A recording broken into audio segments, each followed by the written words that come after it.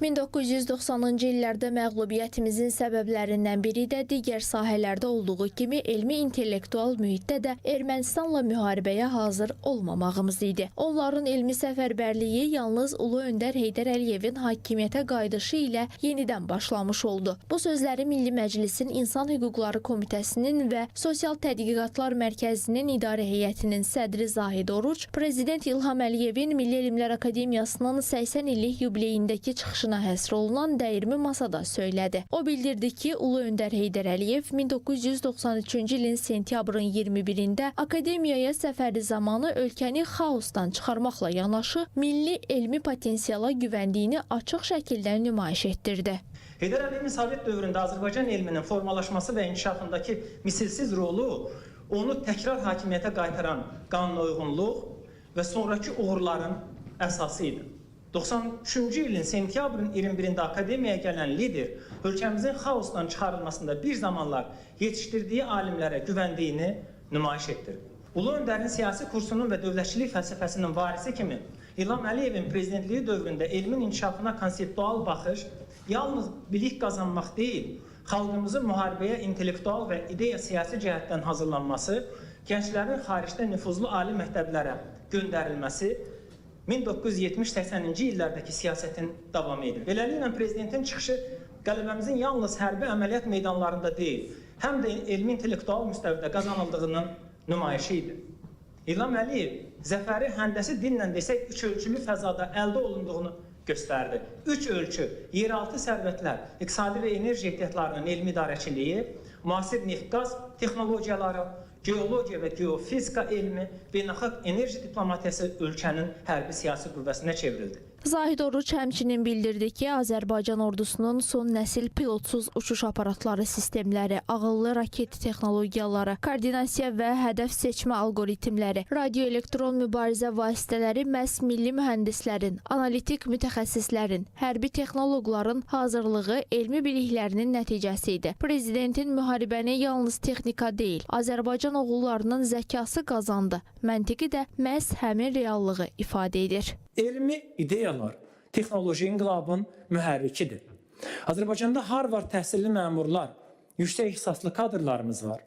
Eyni zamanda Səlcuq Bayraqdar kimi MTI bitirən Azərbaycanlının qayıdıb ölkəmizdə elə həmin o texnoloji mühit şəbəkəsini yaradacağına inanırıq. Dünya şöhrətli Lütfüzadə örnəyi, Google-da çalışan Tural Bədirxanlı, NASA-da işləyən Azərbaycanlılar, ali təhsil sahəsində model kimi tanınan ADA Universitetimiz var.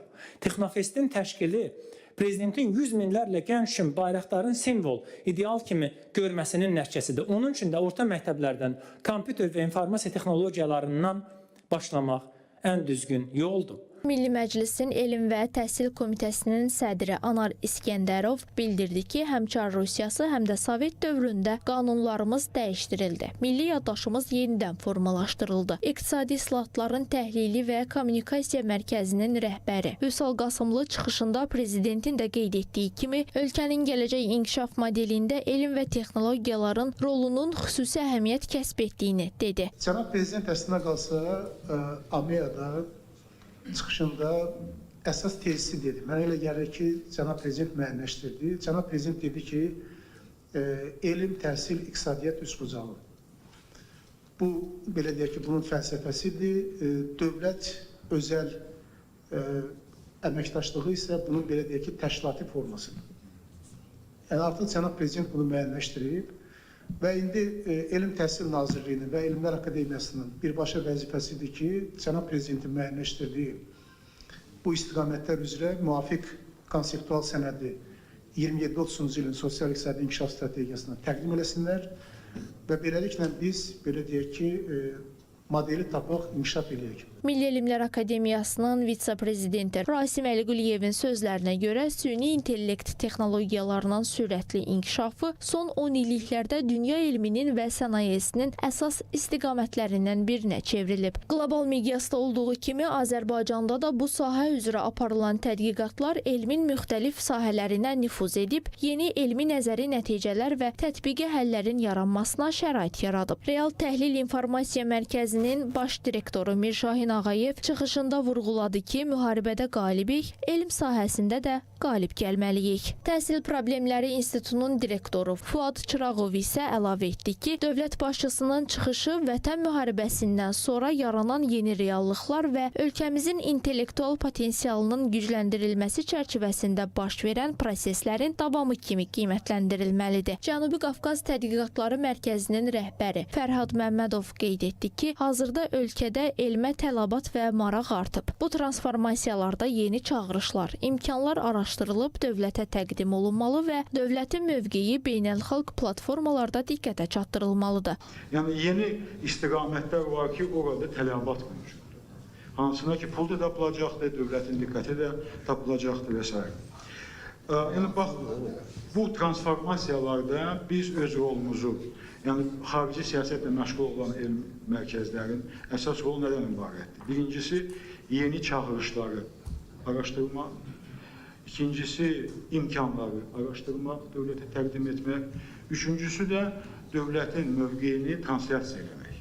UNEK-in elm populyarlaşdırılması mərkəzinin rəhbəri Etibar Əliyevin sözlərinə görə, elmin populyarlaşdırılmasının saytı və universitetlərdə buna dair xüsusi kitabxana rəfləri yaradılmalıdır. Elmin populyarlaşdırılması, əlbəttə ki, Azərbaycanda vəziyyət necədir? Azərbaycanda vəziyyət ürəkaçan deyil. Hal-hazırda kitabxanamda 200-dən çox populyarlaşdırma aid bütün elm sahələri üzrə kitablar var və UNEK rəhbəri ilə müraciət elədim ki, elmin populyarlaşdırılması mərkəzini yaradaq. Biz yaratdıq, indi işləyirik. Mən düşünürəm ki, elmin populyarlaşdırılması istiqamətində mühüm addımlar atılacaq. Tədbir çərçivəsində qlobal təhlükəsizlik çağırışları, dövlət idarəçiliyinin akademik əsasları və yeni tədqiqat istiqamətləri kimi mövzular da geniş müzakirə olundu.